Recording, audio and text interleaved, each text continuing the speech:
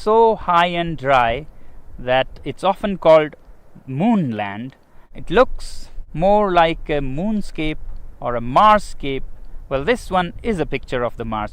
Often called Little Tibet, this region remains landlocked, cut off from the rest of the world for half the year. Temperatures range from -30 to +30. Hi, I'm Sonam Wangchuk, a simple indigenous tribal from this remote Ladakh. I was born in an even remoter tiny village of 5 households. But that was a long time ago. Today, my village has grown 100% to become a village of 10 households. Perhaps still a little bit smaller than your city. We had no schools in our village, so I learned from the farmers, from the rivers, trees, animals, and above all, from my mother. I picked up English and other languages from the radio and meeting people from different countries. Later went to some schools and finally finished mechanical engineering. We love our Ladakh so much that while my engineering schoolmates went to Bangalore, Mumbai and the Silicon Valley, I came back to Ladakh and started solving problems of the people. Children's problems in school education, people facing harsh cold winters, and farmers facing water shortage in the face of climate change. I've been doing these things for the last 30 years and the world has been very generous. They have not only acknowledged but admired my work with various awards in different parts of the world. But today I have come here not to talk more about these things, but to share with you a bigger challenge that Ladakh is facing and to seek your support in solving our problem. Yes, you can solve our problem, and not only that, you have the power to even avert a world war. Let me explain how. This is Ladakh. You see the famous Indus River flowing, and over there the dark mountains. Across that are the valleys of Nubra and Changtang, where we share our border with Tibet, which is now occupied by China. You may have heard that for the past few weeks, Chinese army has intruded deep inside Indian territory. This has been happening over years, and our shepherds who raise the famous Kashmir goats have lost a lot of their pastures and are in deep trouble. Now, the Indian army is there in large numbers across those mountains, matching China's soldier to soldier, bullet to bullet. But I don't think that is a solution. Both these countries are nuclear powers, and push comes to shove, India doesn't need all of its 160 nuclear weapons to raise all Chinese cities, and vice versa. And that could soon escalate into a full-fledged world war, World War III. Therefore, I have come to seek your support in solving this. You, my friends, have the wallet power, which in this case can even diffuse a bullet war between different countries. Let me explain how. To understand your power, let's first understand what China is doing and why and when. Although China claims that Indian soldiers intruded into its territory, it could not be a coincidence that at the same time, in the months of April and May, Vietnamese decide to bother China. Taiwan and the US Navy also decide to bother China. And the timing is important. This is the time when the whole world is dealing with the pandemic. Who would even think of border disputes? But one country has serious reasons to do that, and that is China. China, being a totalitarian regime, fears not so much the bullet power of India or the US. What it fears most is its own people. The 1.4 billion people that work like bonded laborers without many rights and enrich this regime, when they are angry, there is a situation for an uprising, a revolt. And today, after the COVID pandemic, people in China are furious with their government for how they handled the pandemic. Chinese businesses are shut, factories are shut, unemployment reaches 20%. And it's time for an uprising. And that's when China picks up fights with several of its neighbors to divert the attention of angry citizens from the economy to nationalism. And this is not the first time China is doing this. From 1958 to 62, during the worst Great Chinese Famine, when people in China were very, very upset, Mao decided to invade India. And now Xi is doing the same thing again. Well, this is the simple analysis of my simple tribal mind. If this be the case, then we, the citizens of the world, should use our wallet judiciously and hit China where it hurts most, the economy. If enough people around the world decide that we will no longer buy Chinese goods and sponsor this regime, then that will see their worst nightmares coming true. And I think this is the only way we can bring the Chinese regime on the discussion table for peace dialogues.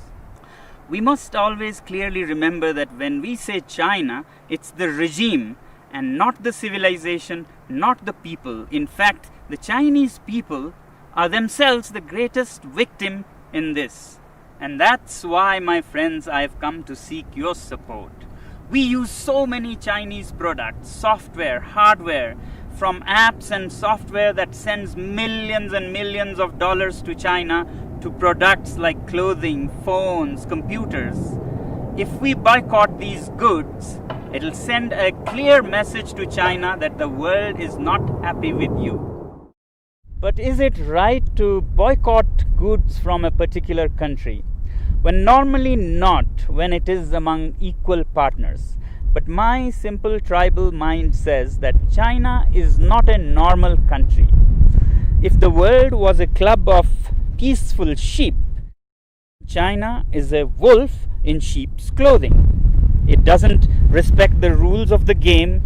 It's a totalitarian regime run by a clique. It's not representative of its people. In fact, its people are just an instrument for its expansionist ambitions. It doesn't respect international customs or bodies like the WHO, and we saw because of its behavior how the COVID spread so much and caused so much suffering. Yet we, the people of the world, also have double standards. We overlook everything and just want trade with it. In 1947, China gobbled up Inner Mongolia. We were silent. We wanted trade. Later, Tibet, with its 6 million Tibetan Buddhists, were annexed. We were silent. We wanted trade. And then Xinjiang, with its 10 million Uighur Muslims, were gobbled up. We were silent. We wanted trade. In fact, 60% of today's China is occupied territory. But we overlook that because we want trade. But the biggest victims of this regime are the 1.4 billion Chinese. They work like bonded laborers, have hardly any rights, and if they raise their voice, they disappear. China has already blocked and banned Twitter, Google, Facebook, and keeps its people from all the information of the free world. And now with the Belt and Roads Initiative, China is laying a debt trap around the world. Already, countries like Sri Lanka have lost their land as they couldn't pay the debts. Pakistan is soon becoming a colony of this kind. In Africa, Djibouti has already lost its land for China. Countries like Tonga have debts that amount to 44% of its GDP. After Asia and Africa, they're soon arriving in Europe, where assets are being built all over Central Asia and Europe with loans from Chinese companies and contracts given to Chinese companies with very high rates, and when you can't repay the loans, you lose your land. To my simple tribal mind, these belts and roads are the veins to suck the blood of the world, to send finished Chinese goods and to suck resources and money from around the world. But we overlook all these facts because we are addicted to cheap Chinese goods. We must also find out, why are these goods cheap in the first place? Can we ethically make cheap goods like this? Well, they are cheap because the labor is low paid, labor laws are hardly there, and natural resources are plundered like there is no tomorrow.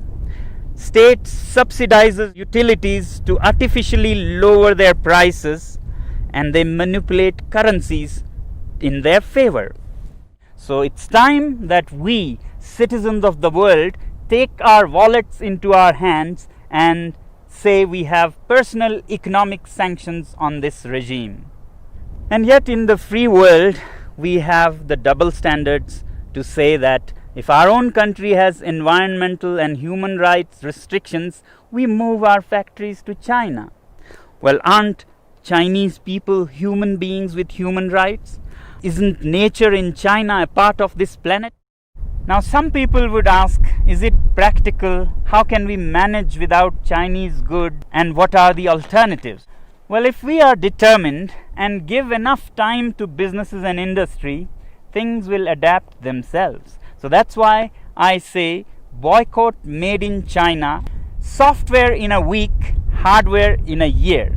So your software apps like TikTok, Hello that you have on your mobile phones, you can immediately uninstall and uninstall in millions so that China gets a message.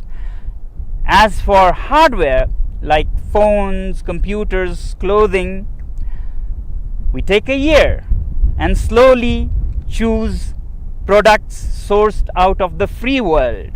And my simple tribal analysis says that if you give time and clear determination, then businesses will adapt. A new ecosystem will develop where there'll be enough goods to cater to people who don't want to buy Chinese goods. Just like vegan people or Jain community, they don't eat certain things, they don't go hungry. Businesses adapt and they get what they want with time. As for replacements and alternatives to Chinese goods, I really don't think that we need an alternative for everything. We have been buried under cheap Chinese goods. We have made our houses into museums cluttered with cheap things that we don't even need. Why do we need 10 pairs of shoes? Why can't we do with 3 pairs of shoes made very nicely by local craftsmen? Why do we let these goods pollute our rivers, lakes? Can we learn to live simpler? These lockdowns have actually taught us that we can be happy with much less.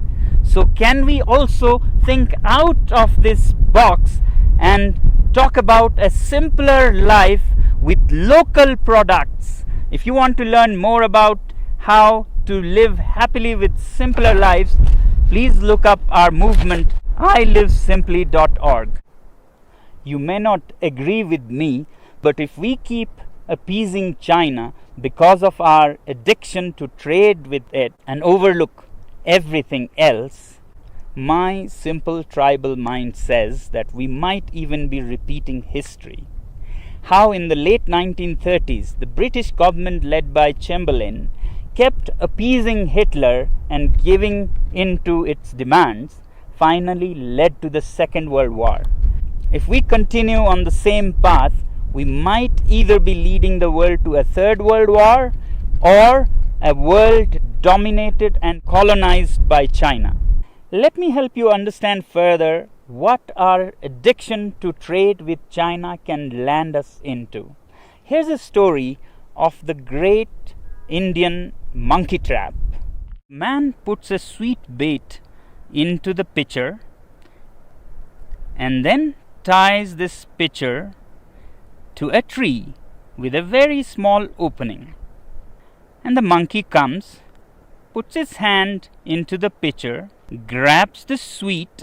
As it closes its fist to grab this bait, the opening is so small that a closed fist cannot come out of its mouth.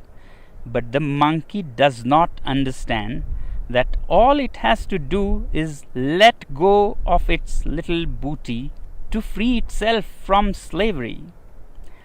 It struggles and struggles to get its hand out, but doesn't open its fist and let go of the bait. Continues for all night, and in the morning the shrewd hunters come and catch it, all because of its attachment to its booty. I hope we are more evolved than monkeys and can let go of such baits. Well, this is all that the last citizen from the remotest part of the planet can say. The choice is yours.